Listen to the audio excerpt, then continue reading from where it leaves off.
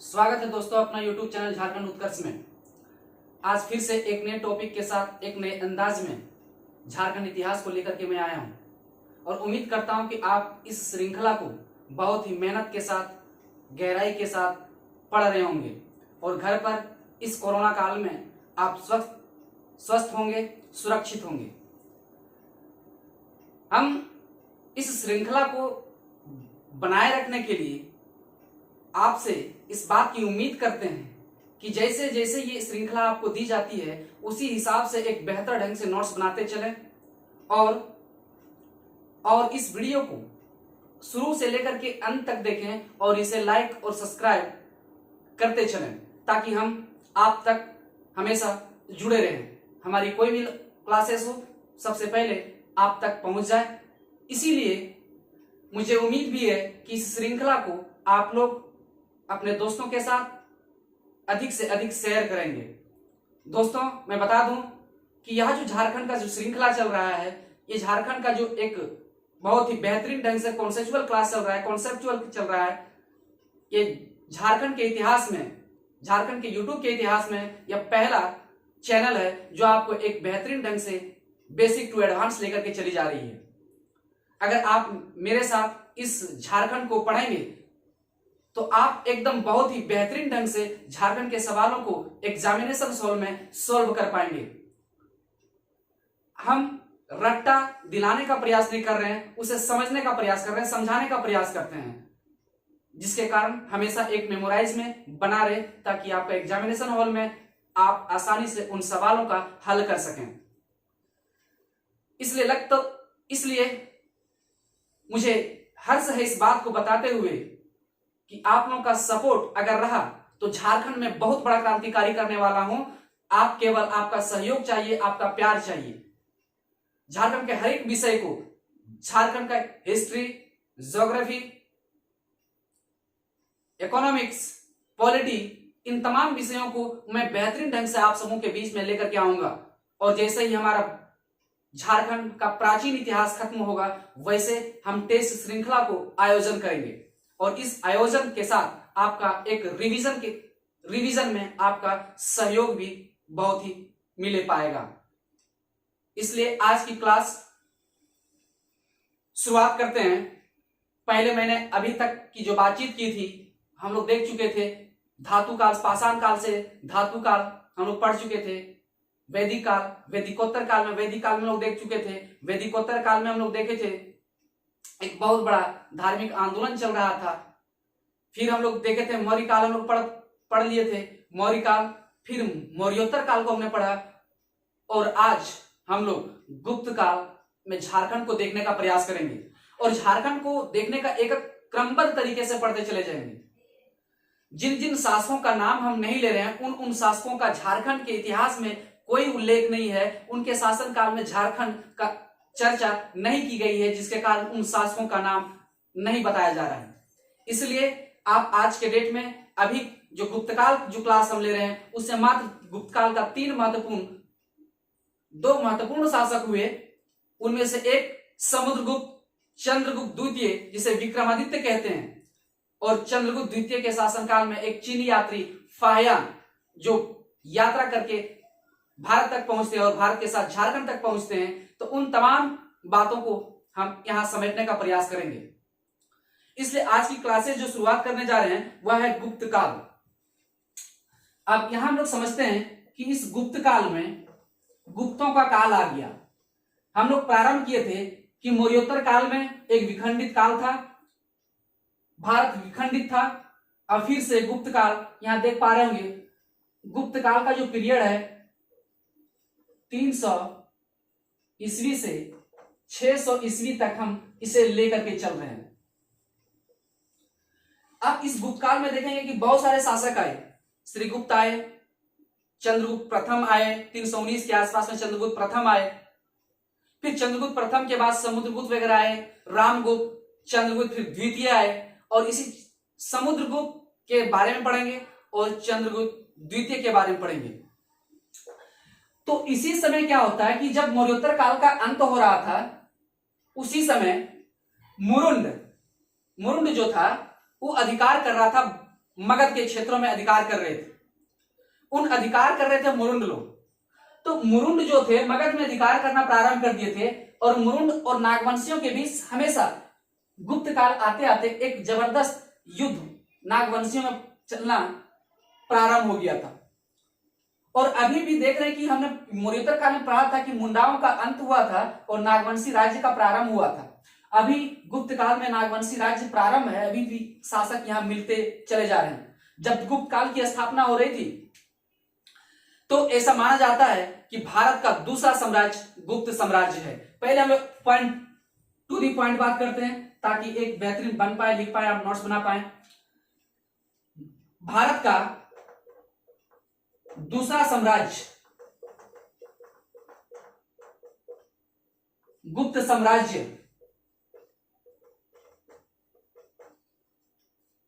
भारत का दूसरा साम्राज्य हमारा कौन है? गुप्त साम्राज्य था। कौन था? गुप्त साम्राज्य। अब पहला साम्राज्य हमारा मौर्य साम्राज्य देख पा रहे होंगे, दूसरा साम्राज्य हम लोग देख पा रहे हैं गुप्त साम्राज्य। अब इसी में हम लोग देख पा रहे थे कि इसी कालखंड में आप अलग अलग क्षेत्रों में देखेंगे कि उत्तर भारत में ये जो इलाका है, ये जो जम्मू कश्मीर का इलाका है, ये जम्मू कश्मीर का इलाका है, ठीक है, ये उत्तर विंध्य पर्वत का ये हिस्सा है। यहां आप देख पाएंगे उत्तर भारत में चल रहा था, गुप्तों का शासन चल रहा था। इधर आपका दक्कन में वाकाटक का ये जो दक्कन का इलाका है, ये दक्कन का इलाका जो है, इस दक्कन के इलाका में हमने बताया था कि विंध्य पर्वत के दक्षिणी हिस्सा है, आप ये दक्कन का क्षेत्र है। तो इस दक्कन के क्षेत्र में आप देख रहे होंगे वाकाटक वंश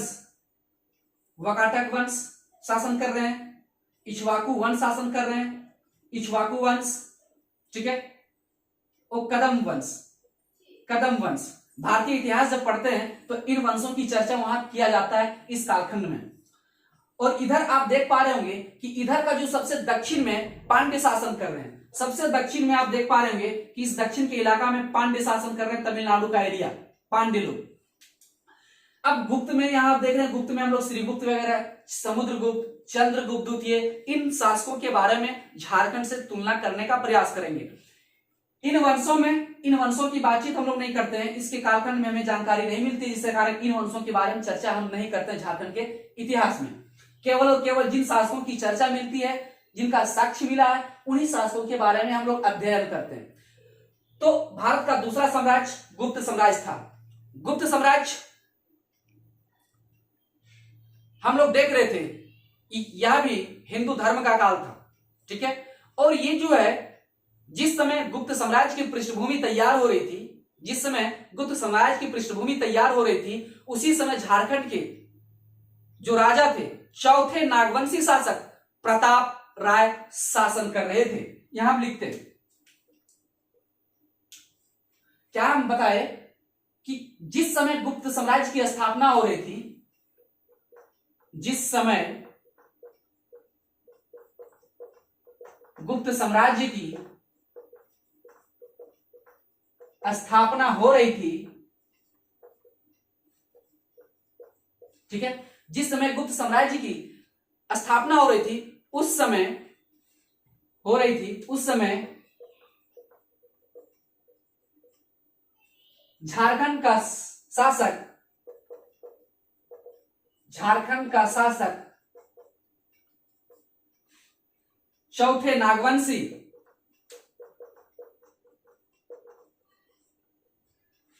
नागवंशी जो थे वे थे प्रताप राय। कौन थे? प्रताप राय। ये जो प्रताप राय, इसे याद रखेंगे, जरूर याद रखेंगे, यहां से आपका सवाल बन सकता है। प्रताप राय थे, ठीक है। यह सवाल यहाँ बहुत ही इंपॉर्टेंट सवाल है, इसे आप जरूर याद रखें कि जिस समय गुप्त का स्थापना हो रहा था, गुप्त साम्राज्य की नींव रखी जा रही थी, उस वक्त झारखंड में कौन शासन कर रहा था? तो प्रताप राय कर रहे थे। अब बात आती है समुद्रगुप्त की। समुद्रगुप्त विजय अभियान, जिन जिन क्षेत्रों पर वह अभियान चलाते थे, उन क्षेत्रों को हमेशा जीतते चले जा रहे थे। एक बहुत बड़े महान शासक हुए गुप्त साम्राज्य के। उनकी इच्छा शक्ति जबरदस्त थी, जिन क्षेत्रों में जाते थे उन क्षेत्रों को जीत लेते थे, अपने साम्राज्य में मिला लेते थे। और यही कारण है कि समुद्रगुप्त के एक दरबारी कवि थे हरिसेन साहब, और हरिसेन साहब इन समुद्रगुप्त की प्रशंसा करके लिखते हैं। उस प्रशंसा का नाम था प्रयाग प्रशस्ति। अभी इलाहाबाद प्रशस्ति जिसे हम लोग बोलते हैं अभी। तो इलाहाबाद प्रशस्ति में, प्रशस्ति का मतलब क्या होता है? प्रशस्ति का मतलब ये होता है कि इमेजिन कीजिए कि आप मेरे राजा हैं और हम प्रजा हैं, ठीक है? आप राजा हैं और हम मान लीजिए कि दरबारी कवि हैं हरिसेन। आप जिन जिन क्षेत्रों में विजय करते हैं उन विजयों को मैं लिखने का काम करता हूं, उन विजयों को दर्शाने का काम करता हूं, आपकी प्रशंसा करते हैं, आपकी प्रशंसा को मैं लिखने का काम करता हूं। वही प्रशंसा पत्र जो होता है वही कहलाता है प्रशस्ति पत्र, ठीक है? तो आप समझ पा रहे होंगे। तो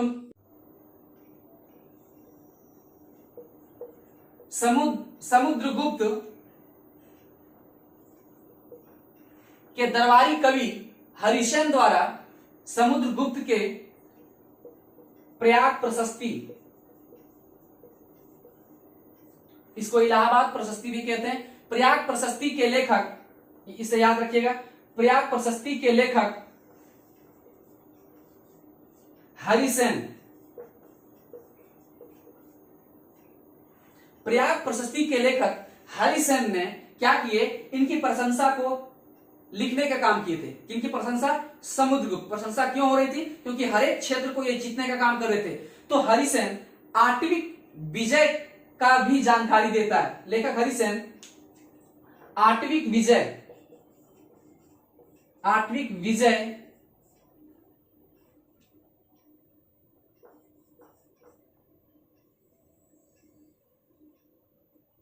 की जानकारी देता है। और आठवीं जो है, आठवीं क्षेत्र कहीं ना कहीं झारखंड क्षेत्र भी शामिल था, इसीलिए आठवीं विजय की भी जानकारी मिलती है। यहां पे देखते हैं आठवीं विजय की जानकारी मिलती है।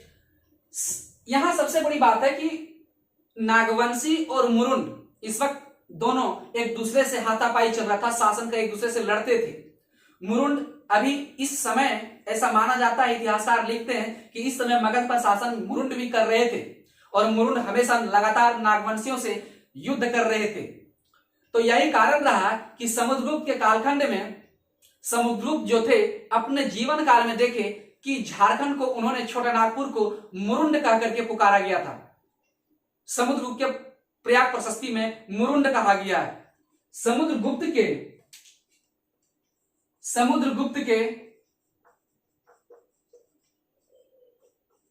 प्रयाग प्रशस्ति में छोटा नागपुर मतलब झारखंड हम लोग देख पा रहे, छोटा नागपुर को मुरुंड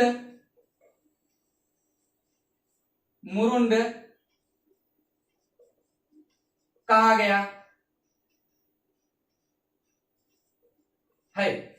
समुद्रगुप्त के प्रयाग प्रशस्ति, ठीक है, प्रयाग प्रशस्ति, इसमें छोटा नागपुर को मुरुंड कहा गया है। तो मुरुंड कहा गया, इसका मतलब हरिसेन साहब देख रहे होंगे कि उस कालखंड में मुरुंडों का भी शासन चल रहा था। तो कहीं ना कहीं छोटा नागपुर में उस वक्त ज्यादा से ज्यादा मुरुंड लोग भी शासन कर रहे थे, इसीलिए इन लोगों ने भी प्रयाग प्रशस्ति में मुरुंड का जिक्र हरिसेन साहब कर देते हैं। अब आते हैं समुद्रगुप्त, यहां से जानकारी मिलती है, तो इससे साफ जानकारी मिलती है कि समुद्रगुप्त के शासन काल में भी झारखंड गुप्तों के अधिकार क्षेत्र में शामिल था। इससे जानकारी हमें मिलती है। अब आते हैं नेक्स्ट शासक चंद्रगुप्त द्वितीय के बारे में। चंद्रगुप्त द्वितीय के बारे में, चंद्रगुप्त द्वितीय को हम लोग बोलते हैं विक्रमादित्य के नाम से भी जानते हैं। चंद्रगुप्त द्वितीय को विक्रमादित्य के नाम से भी जानते हैं। तो ये जो चंद्रगुप्त द्वितीय, ये बहुत ही महत्वपूर्ण शासक गुप्त वंश का, चंद्रगुप्त द्वितीय।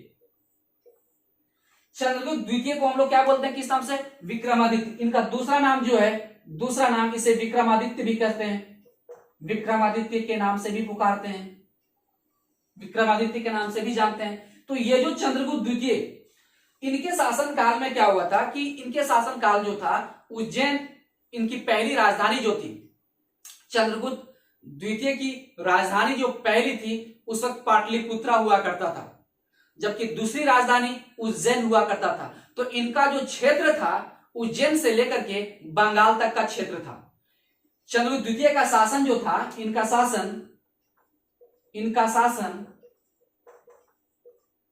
शासन का मतलब चंद्रगुप्त द्वितीय का शासन उज्जैन से लेकर बंगाल तक विस्तृत था।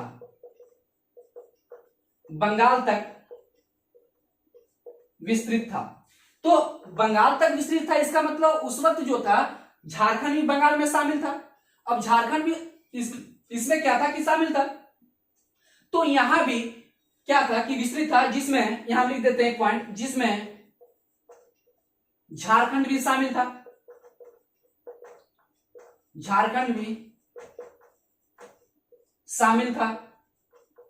ठीक है। तो चंद्रगुप्त द्वितीय कहां से कहां शासन कर रहे हैं? उज्जैन से लेकर के बंगाल तक। तो चंद्रगुप्त द्वितीय इसी समय क्या था कि इसका मतलब है कि झारखंड भी इसके शासनकाल में, चंद्रगुप्त द्वितीय के अधिकार क्षेत्र में झारखंड भी रहा था। तो चंद्रगुप्त द्वितीय के शासनकाल में एक यात्री आए थे, उन यात्री का नाम था फायन। अब इसी समय जो हम लोग देख पा रहे थे, इन्हीं के शासनकाल में फायन साहब झारखंड को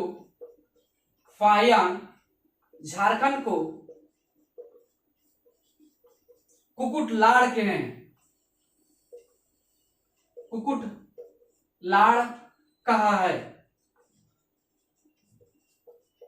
ठीक है, मतलब चंद्रगुप्त द्वितीय के शासनकाल में ही फायन यात्री करने के लिए भारत आए थे और इसी क्रम में झारखंड को इन्होंने क्या कह दिया? कुकुटलाड़ संबोधित किए। जब ये चंद्रगुप्त द्वितीय शासन कर रहा था, भारत की गद्दी पर था, उसी समय झारखंड के जो उस वक्त जो राजा थे, शासक थे, इसी वक्त हम देख पा रहे थे कि यहाँ मणि राय और फनी राय शासन कर रहे थे। मतलब जिस वक्त ये थे झारखंड में, इस वक्त इसी समय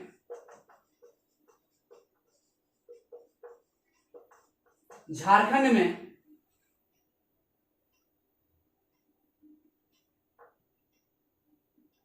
नागवंशी राजा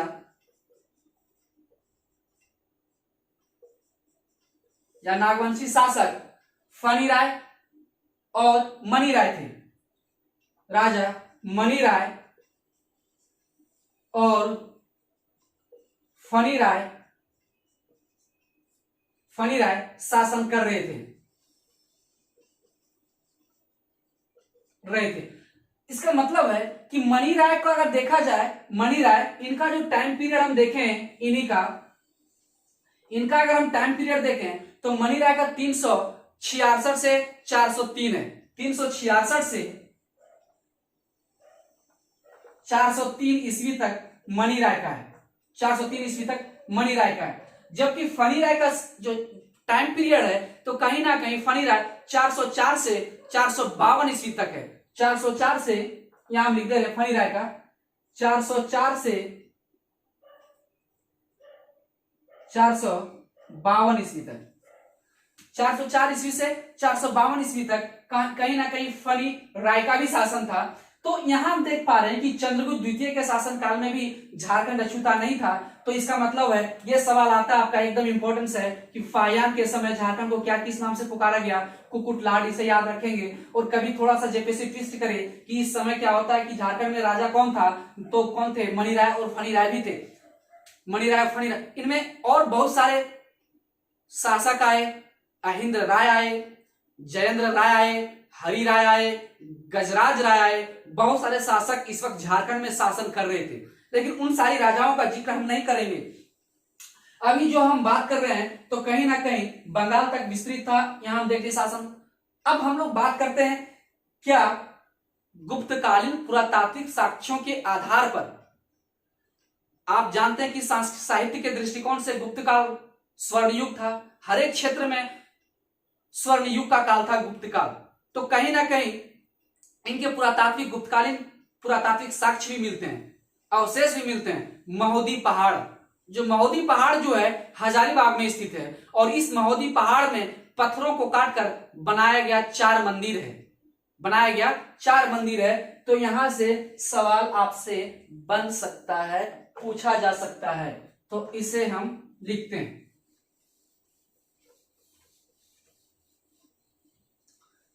अब हम लोग बात करते हैं गुप्तकालीन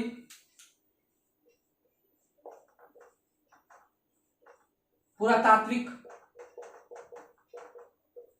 साक्ष्य। झारखंड में गुप्तकालीन पुरातात्विक साक्ष्य कहां कहां प्राप्त हुए हैं, तो हम लोग इसे बात कर लेते हैं। हम लोग बात कर लेते हैं पहला जो पॉइंट महोदी पहाड़। कौन सा? महोदी पहाड़। ये कहां है आपका? हजारीबाग में। कहां है? हजारीबाग में। तो ये हजारीबाग जिला में।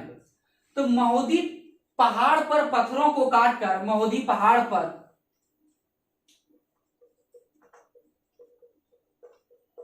पत्थरों को काटकर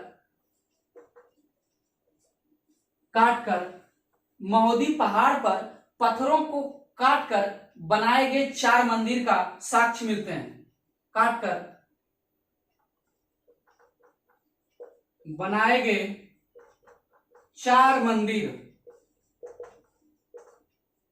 प्राप्त होता है। ठीक है, में डाल सकता है हजारीबाग जिला में। दूसरा हम लोग देखेंगे सतगावा गांव। अभी वर्तमान में ये हजारीबाग जिला के अंतर्गत पहले था, लेकिन वर्तमान में सतगावा आपका कोडरमा डिस्ट्रिक्ट में है। सतगावा कहां आपका? कोडरमा में। कहां में? कोडरमा में। कोडरमा जिला में आपका सतगावा। तो सतगावा से हमें प्राप्त होता है, सतगावा गांव से मंदिरों का अवशेष भी प्राप्त होता है। सतगावा गांव से भी मंदिरों का अवशेष प्राप्त होता है। गुप्तकालीन मंदिर प्राप्त होते हैं यहां। कहां पे? सतगावा में गुप्तकालीन मंदिर। तो यहां गुप्तकालीन मंदिर जो प्राप्त हो रहे हैं, तो सतगावा पहले हजारीबाग जिला के अंतर्गत आता था, लेकिन जब से कोडरमा अलग हुआ सतगावा पहुंच गए। सतगावा किसके अंतर्गत आ गया? कोडरमा में शामिल हो गया। तो यह प्राप्त हुआ। एक आपका पिठोरिया, पिठोरिया की पहाड़ी पर स्थित एक कुआं। पिठोरिया के पहाड़ी पर एक आपका है पिठोरिया।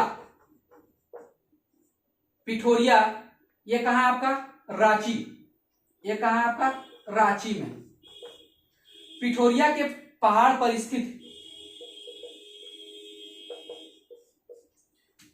ये पिठोरिया पहाड़ी जो है किस जिला में है? तो ये जो आपका हो जाएगा रांची जिला में। पिठोरिया का रांची जिला में। तो पिठोरिया पहाड़ी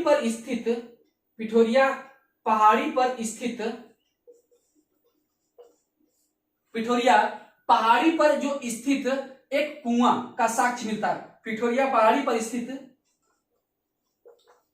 एक कुआं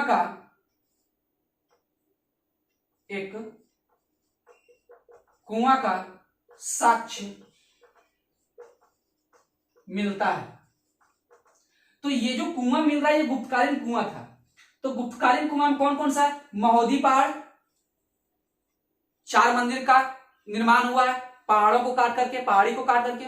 दूसरा सतगावा में गुप्तकालीन मंदिर का अवशेष प्राप्त होते हैं। और तीसरा पिठोरिया पहाड़ी पर ही क्या है? एक कुआं का साक्ष्य मिला है। तो यह जानकारी देता है कि कहीं ना कहीं गुप्तकाल का भी अधिकार क्षेत्र में झारखंड रहा था। इस बात की जानकारी हमें मिलती है।